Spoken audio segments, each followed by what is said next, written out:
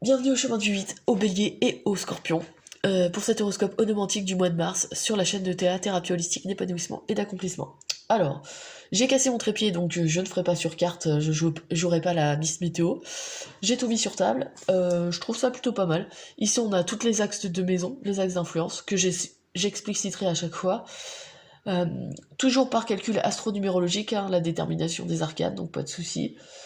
Voilà, qu'est-ce que je pourrais dire de plus? Rien, je suis désolée pour le rhume, hein. Vous êtes les derniers et ça tombe sur vous. J'ai le nez bouché, j'en suis désolée. Ma voix est bizarre, mais voilà. Alors ce mois-ci, vous êtes porté par l'impératrice. L'impératrice qui nous parle de quoi? De protection, de fécondation, de gestation. Gestation d'une idée, hein, ça peut être autant physique que pour ceux qui attendent un enfant ou qui en voudraient, ou la gestation d'une idée, d'un projet. D'accord? Il y a une notion ici de créativité, de fécondité et d'abondance. Donc on a une énergie plutôt, enfin vous avez une énergie plutôt positive et dynamique. D'accord? Durant ce mois-ci, n'oubliez pas, il y a de la créativité. Ouais, et en lien aussi avec les cycles naturels, les cycles de la nature. On a un lien avec la nature aussi. D'accord? Alors, on a un gros bloc d'axes de maison que je ferai après. Je vais commencer par l'axe unique, maison 9, maison 11. La maison 9, c'est quoi? C'est la maison des pays étrangers, des contacts avec des personnes d'origine étrangère. C'est aussi les études supérieures et tout ce qui représente la loi, la religion et la philosophie, ce genre de domaine, d'accord? Qui permet d'avoir une vision plus large de l'humain. On a la 7 de bâton qui nous parle de lutte, de défi et de surmonter les obstacles. Il y a une notion ici de je garde mes positions et je défends mon point de vue. D'accord? Et en face, dans la maison 11, donc la maison qui représente les... Je vais y arriver. Les aides extérieures, les amis et les espoirs, on a le valet d'épée. Le valet d'épée qui nous parle de quoi? Qui nous parle de quelqu'un de plutôt... Alors, soit c'est vous qui êtes porteur de cette énergie, mais bon, c'est tombé dans la maison des amis. Donc, il y a une femme avec laquelle vous avez une relation amicale, ou tout du moins avec qui vous vous entendez bien, avec lesquelles vous avez de bonnes communications. Des communications stimulantes, des communications intellectuelles qui vous permettent peut-être de vous-même remettre en question... bah, de remettre en question votre manière de penser, ou alors de justement stimuler des débats qui sont enrichissants pour vous. C'est possible. Il y a peut-être une femme de cet ordre-là dans votre vie, d'autant plus que là on est porté par l'impératrice, hein, donc c'est... voilà. La gestation d'une idée, tout, on y est, la créativité, machin. On a aussi la notion de devoir se battre, de garder position par rapport à un dilemme, et cette... femme qui apparaît, en tout cas ce valet d'épée, oui, quelqu'un de plutôt jeune, je pense, arrive en soutien et vous aide à exprimer, ou vous aide à dépasser les obstacles amenés par la 7 d'épée, la 7 de bâton, pardon. C'est possible, d'accord? Ici, on a peut-être un soutien réel dans le fait de relever ses manches et de relever le défi, en fait, d'accord? Voilà. Donc ici, on a une petite... soit c'est une aide, et elle vous aide à dépasser le conflit, soit cet ami, cet ami est un défi à elle ou à lui tout seul, et ça vous stimule intellectuellement. C'est possible aussi. Voilà, il y a deux symboliques, mais ça reste un axe positif, d'accord? De toute façon, vous avez la protection avec l'impératrice, malgré tout, durant ce mois-ci. Alors maintenant, on va attaquer le plus gros des axes de maison. Je suis désolée, hein, j'ai vraiment un rhume. Maison 10, maison 12. Ici. Alors, maison 10, maison 12. La maison 12, déjà, c'est la maison des grandes maladies, des épreuves, du détachement, de la spiritualité. C'est la maison de la fin aussi, hein, la fin de la roue zodiacale. C'est la maison des ennemis cachés aussi. Là, de ce que je peux voir, avec en face la maison 10, donc la maison des honneurs, de la réalisation personnelle, de la réussite sociale, des objectifs qu'on s'est fixés, et le refus de l'hérédité, on a le 7 de coupe. Alors le 7 de coupe nous parle d'une multitude... Alors déjà, on est tous les deux vous êtes tous les deux dans des coupes, des énergies donc de ressenti, d'intuition, de ressentir son émotionnel, sa sphère émotionnelle. Là, on a le 7 de coupe qui nous parle de multiples possibilités, d'avoir différents champs des possibles, mais il ne faut pas prendre celle qui brille. le plus, c'est-à-dire que tout ce qui brille n'est pas d'or. Ça, c'est un avertissement de cette carte. Et en face, on a une femme, enfin en tout cas une énergie qui est compatissante, attentionnée, qui écoute son cœur et qui alors peut accorder son pardon, parce qu'on est dans la maison 12, la maison du détachement et de dépasser les épreuves, donc il y a peut-être une notion de pardon. Mais là, ce que j'aurais tendance à dire, c'est que si vous êtes ouvert d'un point de vue émotionnel, et que vous suivez vos intuitions et que vous êtes ouvert de cœur, vous saurez faire le bon choix en ce qui concerne les différentes possibilités au niveau professionnel qui peuvent se présenter, d'accord? Ou du moins, en tout cas, en ce qui concerne la réalisation personnelle. Ouais, écoutez votre cœur et il saura vous guider. C'est l'impression que j'ai. Euh, Ouais, il y a quand même eu du lourd au niveau émotionnel dans la maison 12, là. Parce que c'est quand même la maison assez particulière. Mais si vous suivez le cheminement de cette reine, donc être attentionné, compatissant, ouvert de cœur, ouais, je pense qu'il peut y avoir des possibilités de faire le bon choix déjà, ne serait-ce qu'en choisissant avec les 7 de coupe, de faire le bon choix d'ordre professionnel quand ça concerne la maison 10. Ouais, ou de réussite sociale en tout cas. Ouais, il y a quelque chose ici qui est à surmonter. Je sais pas si c'est surmonté, enfin ça parlera pas à tout le monde et tout le monde n'est pas encore parce que là aussi on a des défis, ouais, des obstacles à surmonter. Ici c'est peut-être la solution, justement d'emprunter cette énergie de la reine de coupe pour dépasser tout ça.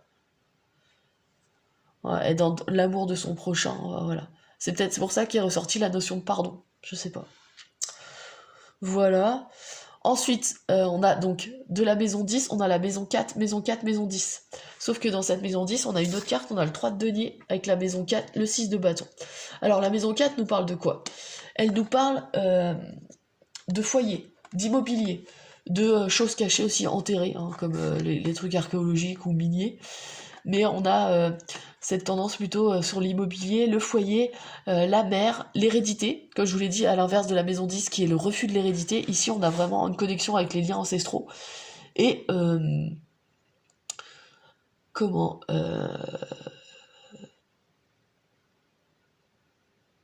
Oui, la mère pour les femmes qui regardent et le père pour les hommes qui regardent, d'accord, dans la maison 4. Voilà.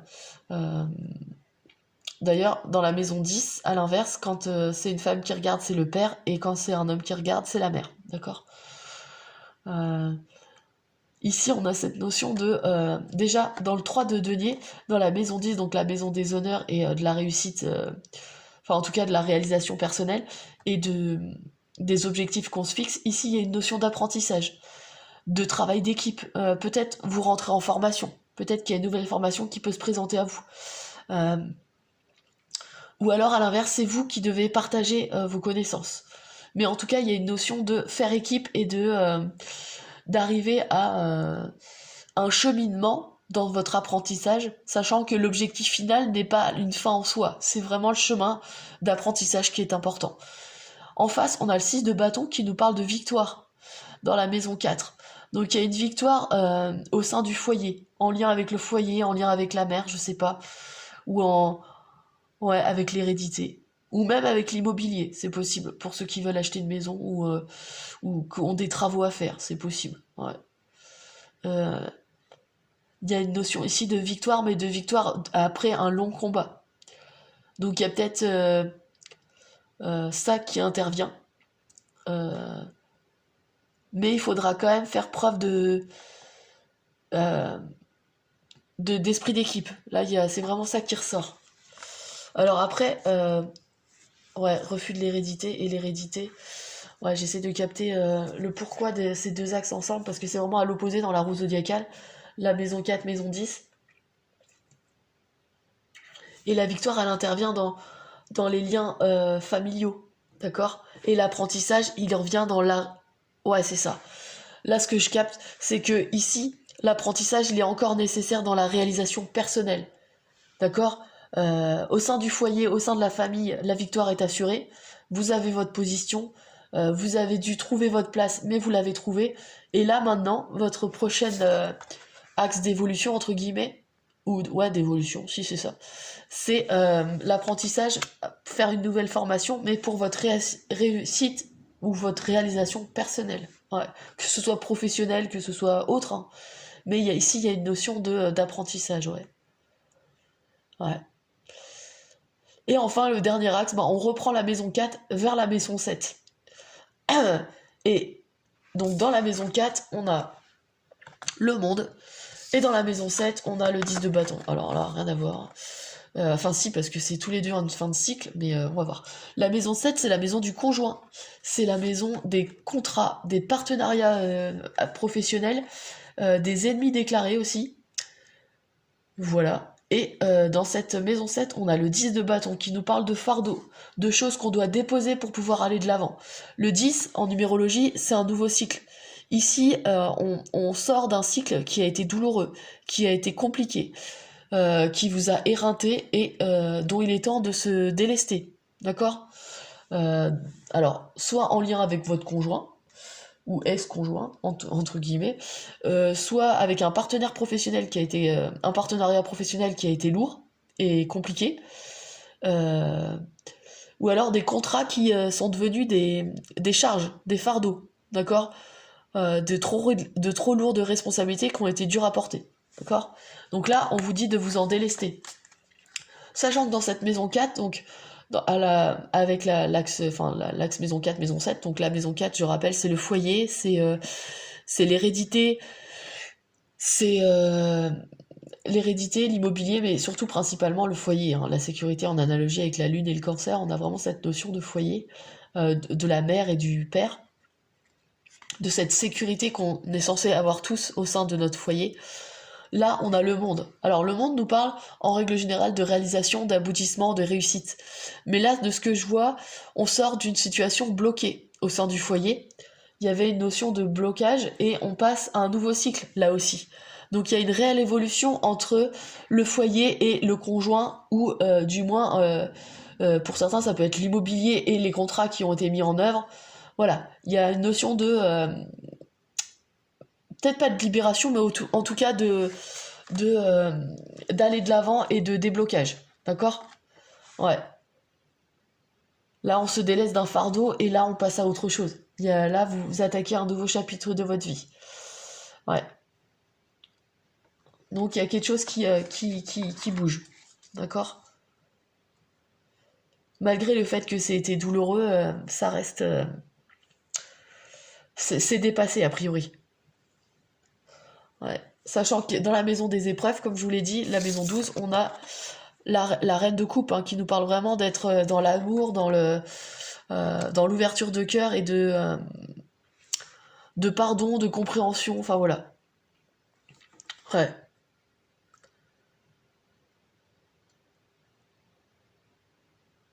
Ouais. Donc, au niveau professionnel, il y a une réussite. En tout cas, ouais. Ouais.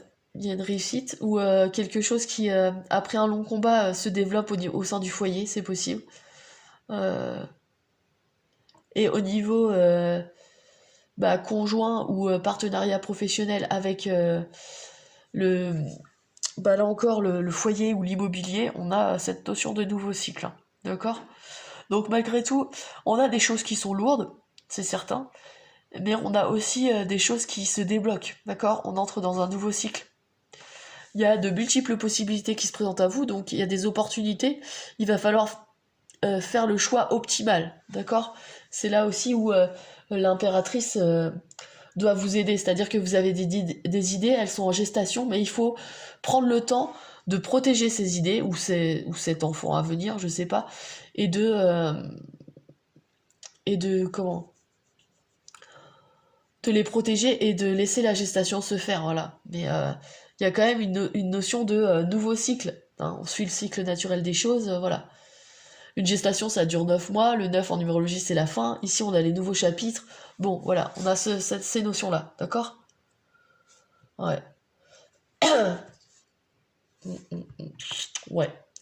Voilà ce que je pourrais dire pour vous ce mois-ci, les chemins de vie 8, les béliers et ou les scorpions. N'hésitez pas à liker, à partager et à vous abonner si c'est pas déjà fait. Je vous conseille de regarder les autres vidéos pour recouper les informations. Si vous n'êtes pas chemin de vie 8 ou que vous n'êtes pas ni bélier ni scorpion, allez voir votre signe solaire ou votre ascendant ou votre chemin de vie et essayez de voir ce qui pourrait peut-être donner des indications. Parce que là, c'était plutôt léger au niveau du... Ici, ne serait-ce que la maison 9, maison 11... Ouais. Ouais. Et par rapport ici, à voir si l'axe maison 4, maison 7 ressort. Et ce qui se passe dans le professionnel aussi. Et voir la maison 12 pour la maison des épreuves, est-ce qu'il y a plus de détails dans d'autres vidéos. D'accord? En gros, je viens de vous donner tous les axes à voir dans les autres vidéos, voir si ça ressort. Voilà. Non, bah je crois que j'ai fini. J'ai plus qu'à vous dire, ah oui, que je propose ce genre de service sur mon site internet si ça vous intéresse, de façon plus personnalisée bien sûr, www.ta-accompagnement.com. Alors mon site internet est un peu en chantier, donc je vous conseille de récupérer mon numéro de téléphone dessus et de me contacter si ça vous intéresse. Voilà. Et puis il me reste à vous dire au mois prochain, au mois d'avril, en espérant que je serai plus enrhumée, pour le prochain horoscope onomantique.